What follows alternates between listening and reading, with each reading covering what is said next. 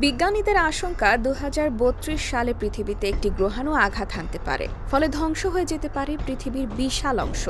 এই ঝুঁকি বিশ্লেষণ করে চীনের পক্ষ থেকে বিশেষ এক প্রতিরক্ষা বাহিনী গঠন করা হচ্ছে।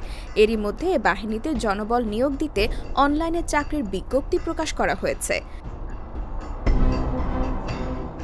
সম্প্রতি ইউরোপ আমেরিকার মহাকাশ গবেষণা প্রতিষ্ঠানগুলো ২০২৪ YR4 নামের গ্রহাণুটিকে তাদের সর্বোচ্চ ঝুঁকির তালিকায় রেখেছে।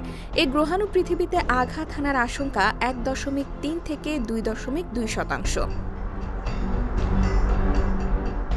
জানা গেছে, চলতি সপ্তাহে চীনের State Administration of Science, Technology and Industry for National ডিফেন্সে বিজ্ঞপ্তি প্রকাশ করেছে। বিজ্ঞপ্তিতে বলা হয়েছে, মহাকাশ প্রকৌশল, আন্তর্জাতিক সহযোগিতা এবং গ্রহাণু শনাক্তকরণ বিষয়ে স্নাতক সম্পন্নকারীরা আবেদন করতে পারবেন। চীনের উইচ্যাটে প্রকাশিত চাকরির বিজ্ঞপ্তিতে ১৬টি পদের কথা উল্লেখ করা হয়েছে। এর মধ্যে ৩টি প্ল্যানেটারি ডিফেন্স ফোর্স বা গ্রহ প্রতিরক্ষা বাহিনীতে নিয়োগ হবে। ৩৫ বছরের কম বয়সী স্নাতক পাশ ব্যক্তিরা আবেদন করতে পারবেন। এর জন্য কারিগরি ও পেশাদারি দক্ষতা প্রয়োজন হবে। এর পাশাপাশি চীনের কমিউনিস্ট পার্টির সমর্থক হতে হবে। চীনের এ চাকরির বিজ্ঞপ্তি নিয়ে ইতিমধ্যে অনলাইনে তরুণদের মধ্যে ব্যাপক আলোচনা শুরু হয়েছে। IBTV USA, new York.